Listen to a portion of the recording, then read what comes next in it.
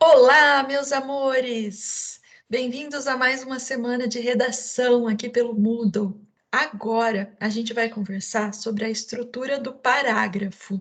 Por que a gente vai conversar sobre isso? Porque a gente precisa construir parágrafos temáticos dentro do nosso texto para que a gente possa, depois de falar sobre a estrutura do parágrafo, falar sobre a estrutura do todo, né? E a gente construir esse texto com vários parágrafos. Estruturando o parágrafo. Vamos falar de vários tipos de estrutura do parágrafo. A gente pode ter, por exemplo, a estrutura simples. O que são as estruturas simples? Vamos dar uma olhada em como que é construído esse parágrafo. O título do texto, Trapalhadas do Fisco. O contribuinte brasileiro precisa receber um melhor tratamento das autoridades fiscais. Ele é vítima constante de um leão, sempre descontente de sua mordida. Não há ano em que se sinta a salvo. É sempre surpreendido por novas regras, novas alíquotas, novos assaltos ao seu bolso. Então, esse parágrafo aqui, ó, como que ele é composto? Ele é composto por 4 frases, ó. Uma termina em fiscais, a outra termina em mordida, a outra termina em salvo e a outra termina em bolso, tá vendo? 4 frases. Então, vejam como que é a construção dessas 4 frases.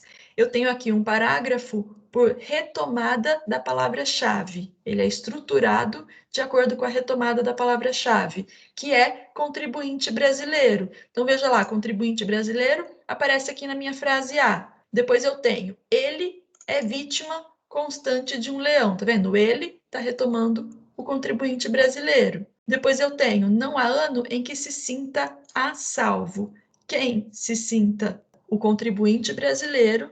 Não há nenhum ano em que ele se sinta a salvo. Quem é sempre surpreendido? O contribuinte brasileiro. Então, é o sujeito oculto aqui desse verbo é, percebe? Então, eu vou retomando a minha palavra-chave e eu fiz um parágrafo sobre o contribuinte brasileiro e a declaração do imposto de renda. Vamos ver o nosso próximo parágrafo. A Receita Federal precisa urgentemente estabelecer regras constantes que facilitem a vida do brasileiro. Essas regras não podem variar ao sabor da troca de ministros. Cada um que entra se acha no direito de alterar o que foi dito anteriormente. Então, como que é a construção desse outro parágrafo? Tenho 3 períodos aí, né? O primeiro termina com brasileiro, ponto final.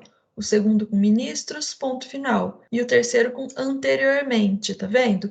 Então, esse parágrafo aí, ó, ele é construído de que forma? Por encadeamento. A frase B retoma a frase A. Olha lá, na frase A eu tenho regras constantes, tá vendo? E aí na frase B, essas regras não podem variar. Retomei regras constantes que estava na frase A. Depois, na frase C, cada um que entra, retoma quem? Retoma os ministros. Olha lá, eu tenho troca de ministros. Cada ministro que entra se acha no direito de alterar o que foi feito anteriormente. Então, ó, no encadeamento, frase a frase, eu tenho a frase B retomando regras da frase A e a frase C retomando ministro da frase B. Então, assim é que a gente vai construindo os parágrafos, fazendo relações entre as ideias, relações entre as frases. Olha lá o próximo parágrafo desse texto. Agindo assim, a única coisa que se faz de concreto é perpetuar 2 tipos de contribuintes que bem conhecemos: o que paga em dia seus tributos e o que sonega de tudo quanto é forma. Enquanto este continua livre de qualquer punição, aquele é vítima de impostos cada vez maiores.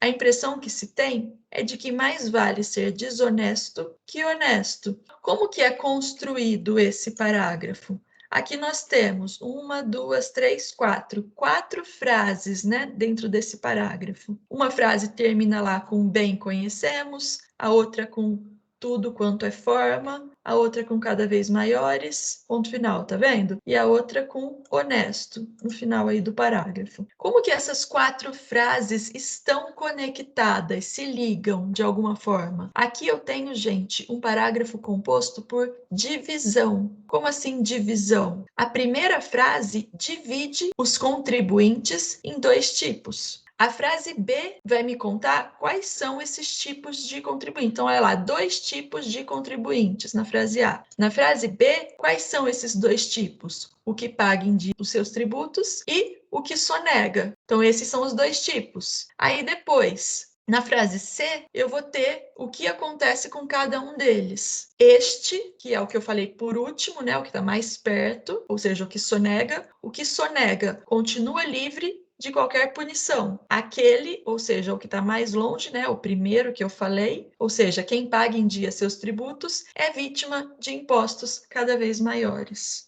E na frase D, eu tenho uma conclusão sobre isso, né? Ou seja, se é isso que acontece com quem sonega e se é isso que acontece com quem paga em dia, a que conclusão eu chego? A impressão que se tem é de que mais vale ser desonesto do que honesto. Percebe como que esse parágrafo fecha essa ideia? Então, essa é a ideia do parágrafo. O parágrafo é uma das nossas unidades de sentido, né? A nossa menor unidade de sentido é a frase. Aí eu vou ter um conjunto de frases sobre o mesmo assunto que vão participar de um parágrafo inteiro. E depois eu vou ter vários parágrafos sobre o mesmo assunto maior que vão compor o meu texto inteiro. Percebe? É isso que eu estou tentando mostrar aqui para vocês, né? Os tipos de construção do parágrafo para a gente poder pensar nas possibilidades de fazer isso no nosso texto daqui a pouco. Outro tipo: se o brasileiro é empurrado para a sonegação, é porque há razões muito fortes para isso.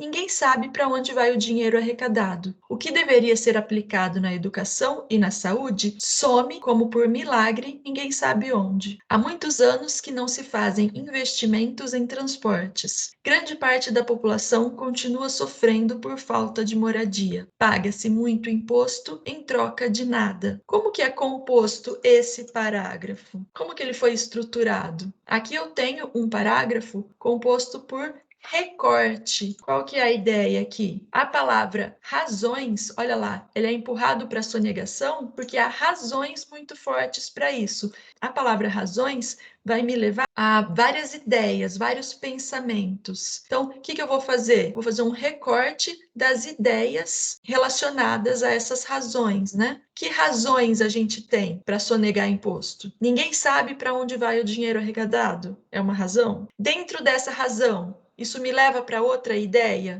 O que deveria ser aplicado na educação e na saúde some por milagre, ninguém sabe onde. Ou seja, ninguém sabe para onde foi o dinheiro da educação e da saúde. Olha a ligação entre essas duas frases, percebe? Há muitos anos que não se fazem investimentos em transporte, ou seja, não é só a educação e a saúde que estão sem investimento. Transporte também está. Grande parte da população continua sofrendo por falta de moradia, ou seja, a gente está pagando esse mundaréu de imposto e a gente continua sem educação de qualidade, saúde pública de qualidade, transporte público de qualidade, moradia para as pessoas carentes, né? Paga-se muito imposto em troca de nada. E aí, de novo, eu tenho aí uma frase de fechamento, né? Uma conclusão que retoma a primeira frase lá do parágrafo, ou seja, eu concluo dizendo por que há tanta sonegação. Então, olha lá, muitas razões. Aí eu escolho, o dinheiro some e ninguém sabe para onde. Para onde deveria ir esse dinheiro? Aí as frases C, D e E exemplificam, então, saúde, educação, moradia, transporte. E na frase F, eu concluo a ideia desse parágrafo. Quinto parágrafo. Vale a pena lembrar o ano de 1991, quando, além das complicações costumeiras,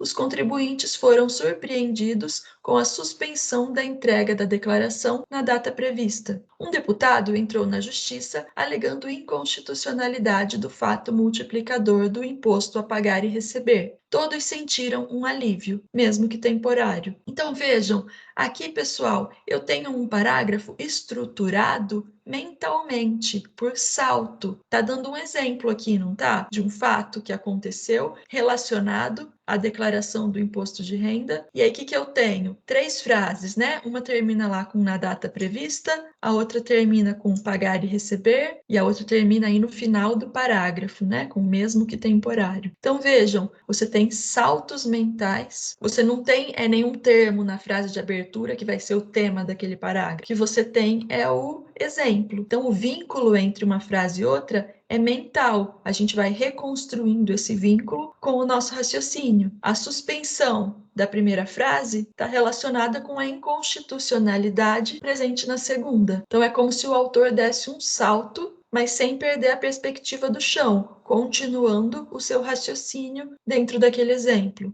Há uma palavra que governa todo o parágrafo, que é suspensão. Também está presente aqui na frase C, de forma subentendida, né? Todos sentiram um alívio com a suspensão da declaração, mesmo que temporário. Essa também é uma forma de construir, de estruturar o nosso parágrafo. Aí, gente, o que eu queria dizer para vocês agora é que as estruturas do parágrafo não são assim. Você tem que escolher uma dessas para fazer o seu parágrafo. Não, isso aí acontece de uma forma natural e inclusive misturando. Então a gente vai ver agora um outro parágrafo. Então esses parágrafos que a gente viu até agora foram construídos artificialmente por um livro didático para mostrar para vocês, estudantes, como a gente constrói um parágrafo. Mas, na verdade, os parágrafos aí dos textos que vocês vão ler vida fora, eles misturam todas essas estruturas, né? Eu vou de uma frase para outra, retomando a palavra-chave, depois eu faço um vínculo mental, faço um salto, depois eu retomo por encadeamento, percebe? Então, eu vou alterando essas estratégias dentro de todos os parágrafos que eu faço. E isso passa a ser natural. Eu não preciso pensar qual estrutura eu vou usar para construir o meu parágrafo agora. Não é essa a ideia. Então vamos ver agora um parágrafo aqui que tem estruturas mistas, ou seja, que mistura todos esses tipos de construção, só para a gente refletir um pouquinho sobre isso. Todos nós lidamos com números. Todavia, poucos são aqueles que percebem que os números têm um sentido muito mais amplo que o de simples instrumentos de medição. Na verdade, os números têm características e significados que lhes são próprios. A compreensão dessas características e desses significados leva a um caminho de descoberta, ainda que apenas de autodescoberta. Esse caminho, quando acertado, pode trazer grande compensação em termos de felicidade e sucesso. Então veja que eu tenho as 3 primeiras frases em torno de uma palavra-chave, que é números. Todos nós lidamos com números, poucos são aqueles que percebem que os números, na verdade, os números têm características e significados. Aí, a partir da 4ª frase, eu vou ter encadeamento, olha, eu já vou ter outra estrutura. Por exemplo, aqui eu digo, na 3ª frase, características e significados. Aqui eu retomo a compreensão dessas características e desses significados. Percebe? Encadeamento, retomada da frase anterior. Depois eu tenho esse caminho, está retomando o caminho aqui da frase anterior, tá vendo? Eu também tenho aqui um encadeamento. Leva a um caminho de descoberta. Esse caminho, quando acertado, pode trazer grande compensação. Tudo bem? Então eu tenho aí 2 tipos misturados, retomada da palavra-chave números e o encadeamento. Então vejam, em resumo, o que a gente precisa observar na hora de escrever um parágrafo? A gente precisa observar que o parágrafo é um conjunto de frases. Eu vou usar várias frases, mas esse parágrafo vai ser temático. Eu vou produzir um sentido ali. Aquele parágrafo é sobre determinado assunto dentro do tema geral, sobre determinado recorte, né, do tema geral que eu estou desenvolvendo dentro do meu texto. A primeira frase do parágrafo, ela é muito importante, porque ela é a palavra que eu vou explorar, ela é o tema do meu parágrafo. É como se eu tivesse um tema principal da minha redação e vários subtemas. Então, dentro desse tema principal, o que eu vou fazer? Eu vou introduzir, depois eu vou tratar de um aspecto, depois eu vou tratar de outro aspecto, depois eu vou concluir, por exemplo. Percebe? Qual aspecto eu vou tratar aqui? Qual aspecto eu vou tratar aqui? Esse é o tema de cada parágrafo, tudo bem? É um subtema do tema principal. Fica difícil desenvolver bem um parágrafo se o tópico frasal for muito vago. Então, se eu vou falar assim, eu tenho que falar sobre tal assunto, e aí eu começo a falar sem me organizar, sem planejar o meu texto, aí vai ficar vago, porque vai parecer que todos os parágrafos são sobre a mesma coisa. São sobre o mesmo subtema, percebe? Você não consegue desenvolver bem a sua argumentação. Beleza. Então agora, depois de falar sobre a construção do parágrafo, eu vou para o próximo vídeo e a gente vai falar sobre a construção do texto, né? Construindo o texto com parágrafos. Percebam que eu não estou falando aqui, nessa aula, especificamente sobre texto dissertativo. Eu estou falando sobre a construção de qualquer texto, em qualquer língua, né? A lógica para se organizar um texto. Todo texto tem introdução, desenvolvimento e conclusão. Todo texto tem estruturação, tem lógica, né? Tem estrutura do parágrafo, tem estrutura do texto como um todo, beleza? Então, até daqui a pouquinho no próximo vídeo.